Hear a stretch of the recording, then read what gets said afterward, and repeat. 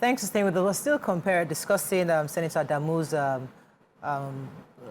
conversation in the plenary when he was comparing the Nigerian citizen to the cows, and the fact that the Senate President himself said that cows are not citizens. BC, you're going to add something to what he was saying. Yes, so that comparison was not it for me. I didn't find it funny. I didn't find it funny because I feel like we are oblivious of the problems of the country, and we are majoring on the minor. If you look through the debates that we have in the houses, we always see that the real issues that we should be deliberating on to make Nigerians better, make Nigerians happy, make Nigerians have a semblance of life is usually ignored to things that we can sort out with having just policies on rights. If you're talking about animals and how probably you don't want how they kill the animals or how animals are not allowed to move around freely, especially the cows, it should be in their rights. You should be talking about their animal rights. You should be enforcing animal rights, even in countries where they revere these animals. A country like India, where they worship these animals. I've never heard a conversation where the animals become citizens of the country in order to move around freely. We need to be very careful about these things. Some of these are lawmakers, they travel everywhere and they see how things are done in other places. Number two, animals, especially the cows that I know in Nigeria, already move around freely. Abi? Nobody stops them from moving. The only problem we have is the fact that they trespass into people's farms, eat up their crops, and people are saying we cannot labor, invest to have our farms and our crops, and then these cows come in and eat it. Keep them somewhere. You travel around, you see how ranches are organized all over the world so that we can even have healthier cows to eat. Sometimes, some of these cows get mad. We don't know. We buy them, we eat them. A lot of us are behaving like mad people at home. It's from these things. When you have a proper ranch across the nation where animals are vetted, they have their treatment, they are well taken care of, they eat the right food and everything, you know that what is coming to your plate at the end of the day is healthy. That's where the world is moving to. We cannot keep behaving like we are from the time of Adam, carrying animals up and down. We need to have a system that allows every business that we do in the country evolve and grow to the needs of the current state. Exactly. That's what we should be talking about. So saying that animals are not moving around freely and then you're comparing it with the rights of citizens is just a slap on our faces. As we are Nigerians here, we need to just be very, very careful.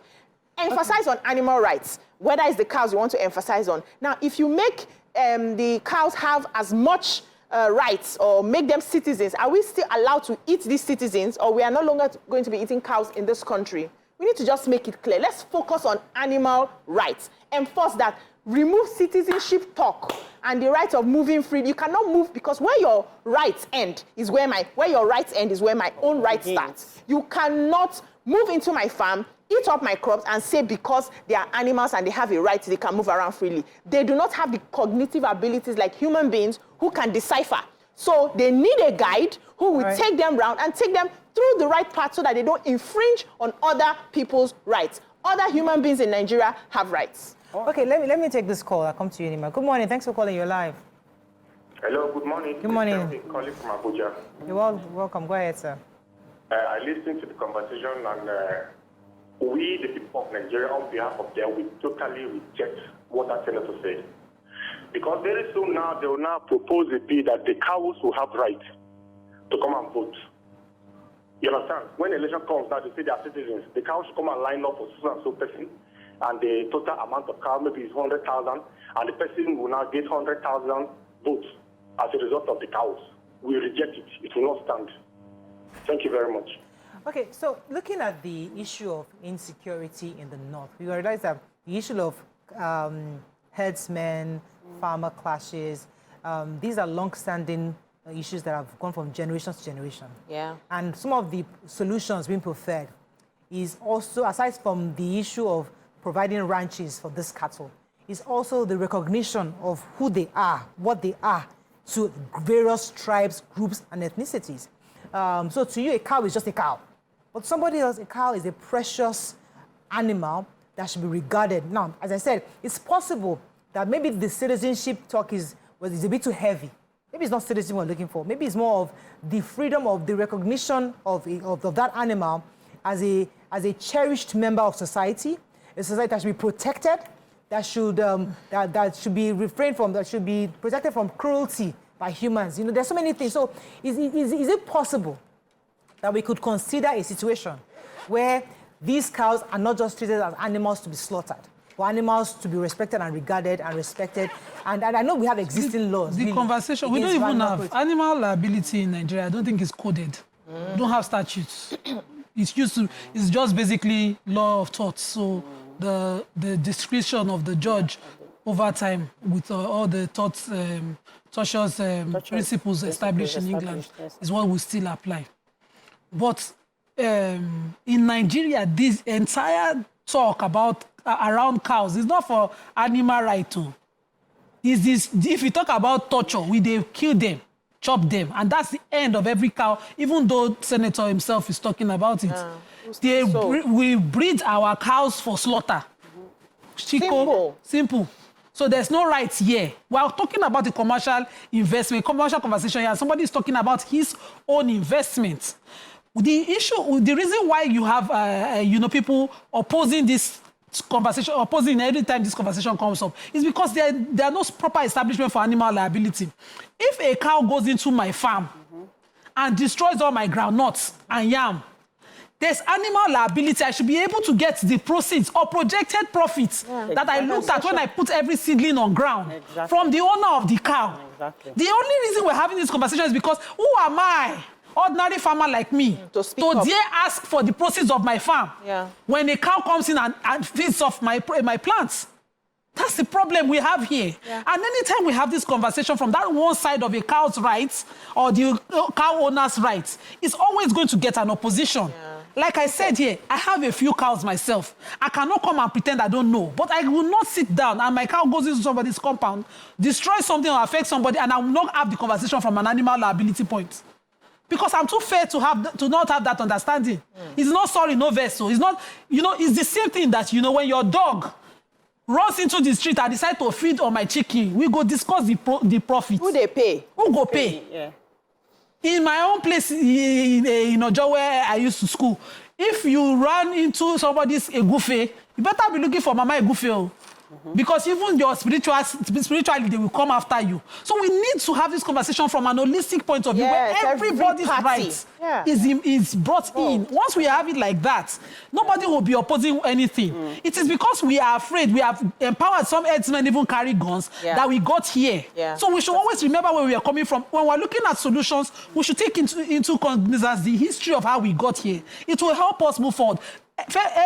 Farmers' clash has been a disguise for too many crimes in the past. To rest it is to have herders keep their heads one place and be able to account for 1 to 10 of them, if 100 of them. Let me take this call. I'll come to you, Amaka. Good morning. Thanks for calling. Oh, I'm sorry, I lost that. Okay, so like how we just keep hammering on herdsmen and then the farmers, right? We're not even looking at how dangerous it is to have this cows moving around. If you're driving your car and then a cow runs into the road and then there's an accident, this has happened so many times. Who takes responsibility for that? For the dead person or for the injured party? Instead, they beg you or they disappear with the cows. One that happens, who takes responsibility? Like you said, there should be animal liability, right? Then secondly, I want to ask this question. Please, in the abroad, in America, in Canada, everywhere that they have cows, please, do they move from one state to the other? Are they herdsmen that move them from one place? I'm sure there's a way they still transport them from one region to the other, right? Yes, they do. Yeah, but people's past and history comes in. Cowboy is not a Edao. No, but we're evolving. We're evolving. This is 2020. No, we evolve at our pace and at our own culture. So we've always had our people herd their cows. Pastorally. Let me take this call. Good morning. Thanks for calling Alaji Hamzat. You're live. Yeah, good morning. Good morning. Good morning. Well, I'm a first-time caller anyway. Welcome to the show. I'm glad that at least I got through today. So very seriously, I love what Nima just said. Because if there's a liability on anybody whose animal or property, affects another property or another person's right, then I'm sure all this we're talking, we will not be wasting time in talking them. If like what my other sister just said, even if any animal strays onto the main road and damages any car or whatever, so the person knows that this is so liability to repair the car and do all that. They will ensure that they don't go astray. They maintain their lane, and I think we should look more into the area of establishing the liability, attached to such destruction and all of that before we start talking about giving them freedom of movement and all of that as if they are humans. I mean, seriously speaking, I want to question the competence of people who make laws for us. What kind of laws are they? How reasonable are they? I mean, sorry, this is not even supposed to. Is it because of their personal interest in the whole thing, or how they are affected, or the kind of investments they have got, they are put into this, that they are just being selfish and wanting to get us all into this whole. Thank you, Alhaji Hamzat. You see, one of the things I love about Nigeria is our diversity. And I think that if Nigeria is able to adequately understand the beauty of our diversity, understand each other, and find some kind of cohesion in how we do things, we will be probably the greatest nation on earth. Because many nations are grappling and fighting. They don't have the kind of resources that we have. They don't have the kind of diversity that we have, that we enjoy. One of the things that I like to take from this conversation is understanding where the man is coming from. It's very, for me, it's very, very crucial for us to be very clear. Now, he's not here, so I don't have access to him to say, okay, what exactly do you mean? Because there's an intention behind a proposition. There's a reason why somebody who will say, listen, these cows deserve some kind of freedom. Now, how you see it is different from him. So it would be good to hear if you understand, but is there any way we can reason to see how important it is for this senator to even propose to see why we need to understand what he means by the freedom. Because as far as we are concerned on the other side of the divide, the cows have freedom already. Growing up in secondary school like this, cows will just enter the compound. Everybody is running helter-skelter. You will just be driving along the road, cars will have to park and wait for the cows to pass. They have always had freedom. But how realistic is this type of freedom in modern day times? Back in the days when we were growing up, we didn't have a lot of infrastructure. There were a lot of vast land where these cows can graze and move around. Now, if you look around, we have more infrastructures, we have more schools, we have more businesses. We cannot afford to have cows just move like that. And they're saying that even in other climes where people are beginning to develop, gradually, because I know that if you check the history of the ranchers in a place like Texas and all of that, they had a time where they were moving around. But they grew to a stage where they understood the times that they were in, and they decided, what's the best way for us to be able to raise these cows and make the best out of it, make ourselves rich as businessmen, and also grow the economy as well. And they decided on ranching. There is nothing stopping Nigerians from ranching their cows. Nothing. If you say, okay, there's a time for holiday, we can give one day in a month or one day in a year where cows, everybody stays inside though. Cows are doing their holiday today. They are moving around and all of that. You stay, you lock up your doors, lock up your businesses, and you stay inside. But the reason why we got to where we got to, and she highlighted it, I just want to buttress it a bit, was the fact that criminality was now infused into the cows, into heading the cows. And so people carry, when I was growing up, we didn't see headers with AK-47. We only saw them with their canes, with the cows. Now they carry guns, and then they eat up your farm and shoot you in the process. And nobody's talking about it. All right, let's go on a short break. When we come back, we'll continue this conversation. Sorry, my darling. Stay with us, right back.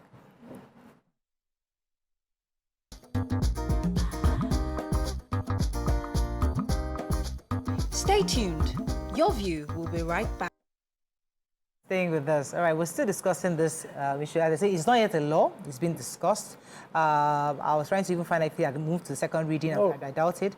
But I know that the Senate President has shut it down immediately. So we're not saying that Senator Adamu's is proposing or is a bill that is being considered. The fact that he even stood up to think it or to do that correlation is all we're having the conversation on. So, but yeah, Amaka, let me let you jump in here. So I want to continue from what she said. So is this saying that, you know how we Nigerians, when we start something, then we not overdo it. We are an overdue country. So if they say that they want to give freedom of movement to cows. When you come to the east, at least I know there's some places that you cannot touch. If you see python or snake, you're not allowed to kill them. Even in my Yes. Your custom. I know in Igbo land, there are certain things that are animals or stuff that you're not supposed to touch. Yeah.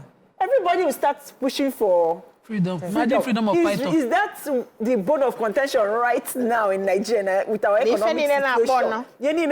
Nigeria. No, but is that what we want to be? Insecurity in the north is a huge part of the There's issue we have. insecurity in the east, don't you know the southeast? So I totally agree with you, but the issue of herder-farmer clashes has been a generational problem. So for him saying this, that's why I say let's try to dig deeper to find out exactly where he's coming from. On the surface value, it doesn't make any sense. I mean, nobody will agree for cows to have rights. But again, I keep trying to go back to the fact that it might not be citizenship he meant to compare cows to us for. Oh, he read something. What he was probably trying, sometimes I always say this, guys, sometimes it's English.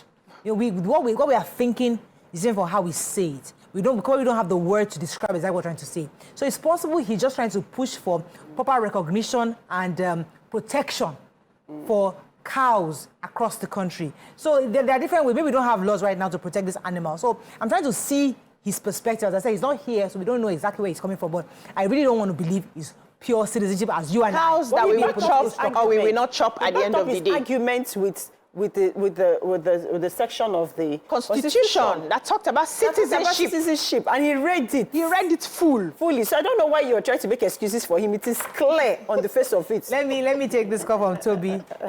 Toby, thanks for calling. Hello, Toby, you're live. So, all right, so I mean, what I was trying to say is citizenship is a legal status applied to human beings. So I seriously doubt a cow can have that status. No, but the audacity to make the comparison, the senator read all the rights a human being would have as regards citizenship, and then went on to say that, to compare and suggest that such should be given to cow. But I know he was shut down. The Senate president didn't allow him to proceed. But, we have a culture known to Africans that is different from the ranching system known to them in Texas. Yeah. Whenever a law is made and it doesn't take into cognizance the history, culture, practice, and way of life of a people, it's always going to be counterproductive. Always check out the history of our laws that we've had. We see the bigamy law. How many bigamy? The women will later do like this. Will I give up? Because bigamy is strange to us. A lot of laws like that we just copy book for book and bring here will be counterproductive. But we know that the bone of contention here is the inability to call out a herder and his cow for destruction or any problem that they might cause. And it's impossible to herd your cow on a pastoral nomadic style and not be paying people for whatever they might destroy. We had last administration, we had all the farms in Mondo where cows were going into people's farms. Even the former presidential candidate against MKO, I'm trying to remember his first name, sorry, against President Obasanjo in 1999, had his farm, raised down by cows. And he came on the news and he was made to look helpless. Ordinarily, each herder must carry a cow tag, the way if you want to talk about how ranching is done. Yeah. So there's a whatever they put with hot iron on cows, a tag, where a cow is known for with the name of his farm and the name of the owner. So you just write them a letter. Insure each cow. Your cows are insured. Anytime your it's cow... an investment. It's like your car. You should insure your own. If me to have fowl in my house, in my farm, and I know my fowl and he fly fence and he did not come back, I should be able to write to the neighbor that my fowl will fly. What happened to it? Because if we're talking these rights, everybody has rights and it's equal. It should be equal. Yeah. Every time a herder's conversation comes up and it's coming from that one-sided point of view, I personally would disagree, even though I might want to understand how they are wired. Because you see, the healthy cows are those that are headed, what's the word? That graze, that go and come, that walk. Not the ones that are stationed in a ranch. The healthy and their milk and all of that. Always fat. They look robust, but you see the Igbo health compared. So we are looking for organic meat. Anyways, we have to. But we must make it legitimate for another person's right to, I have Joseph, so I'll come to you. Joseph from Sapele. You're live. Hello. You're live. Go ahead, please. Yeah, my name is Joseph. I'm calling from Sapele. Yes, go ahead. So what I'm saying is that I don't know why people bring cows as a senator. They are talking about human beings. You are talking about animal, that animals should have rights. In those days when we are a kid, there is a council people arresting goats, dogs in town. So those cows that come into people's farm to eat people's food, then you are telling me that they should allow a cow should have the people that train pig, people that train goats, people that train fowls, everybody will allow their own outside. So that man there is not somebody to go and represent person. So thank you very much. Thank you very much, Joseph. Yeah. Yes, PC. So, the end goal of every cow is for food, is to be eaten. If you talk about dogs, we know dogs are for companionship. Cats are for companionship. And so if you're saying dogs and cats should have some certain rights because you know that you are not rearing a cat to kill. I've never seen cat stew. Kill the cats to eat. But the end goal of a cow, and that's also because of the biology of the cow is too huge to even become a pet. So you're not bringing a cow or raising a cow so that people will buy the cow and keep in their houses for protection or for friendship and all that. The end goal of every cow is to chop, to be chopped. That's one.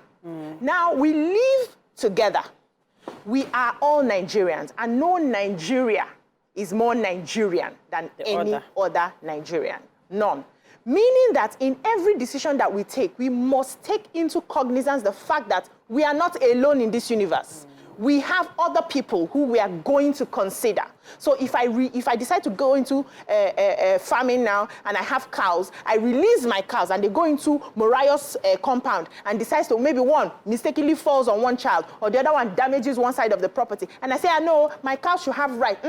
We are living together. And that means no matter your history, you must pay attention to your neighbors who are around you because your actions will have consequences on the people around you. We must pay attention to that. So I would like that the House will look at this matter critically. And please, it's not a matter we should be deliberating at this time. It doesn't make sense to every other person aside from the people selling the cows because now they are coming from their own lens and their perspective on how allow my cows to just move around freely, they have rights to, their animals to, blah, blah, blah, blah, blah. They should be talking more about you don't just butcher these cows anyhow. I have been to the abattoir before and I've seen how these people kill cows and I felt so bad that day. It was really deep in my spirit. And I was asking myself, is there any way they can invent better ways of killing these cows so that they rest? Those are some of the conversations we should be having. Not that you should allow the cows move freely because they have rights to as citizens of Nigeria. I think we can But sorry, I wanted to make something. Because I totally agree with, like, from this angle where she came from in terms of, because I heard that, like, how, the trauma animal goes through when depending on how the technique, how you kill them, it transfers to the meat and then transfers to we that the end users that are taking it in. You're laughing, but it's actually true. It's a real thing. So yes, so I think that's what we should be deliberating on how animals should be killed or respectively. Yeah, for we the end users to take, because with all this cancer and everything going on, let's know the one that is doing something. My laughing doesn't communicate the dissent. I'm just getting and listening to you and I'm appreciating what you're saying. So we have tweets. Okay, let's take a few clips. Sir Chokus was said, even Mora is having a hard time arguing in Senate. Just shows how ridiculous it is. But let's even grant it. How then does freedom of movement prefer any solution to the problem on ground? Just lazy thinking. Me says, Nigerian lawmakers want to make a law that allows citizens to eat their fellow citizens. That is how it sounds, which is even more ridiculous. All right, we need to wrap up on this. I think that's all we can take on this segment. But I think I'm happy that the Senate President shut it down almost immediately. Yeah. It wasn't even something that is worth discussing in the House. And the conversation was just the fact that he even made that comparison is why we're having this conversation. But in a nutshell, really and truly, animals shouldn't have rights. Although some have tried to argue it in other plans. I said I saw the book on some writers trying to see how they can justify the animal rights theory to show that animals do deserve some kind of protection, which nobody disagrees with. But it's just that giving them the political or the constitutional right as a citizen is actually arguable. That's all we can take on this segment. When we come back, we'll discuss minimum wage. Stay with us. We'll be right back.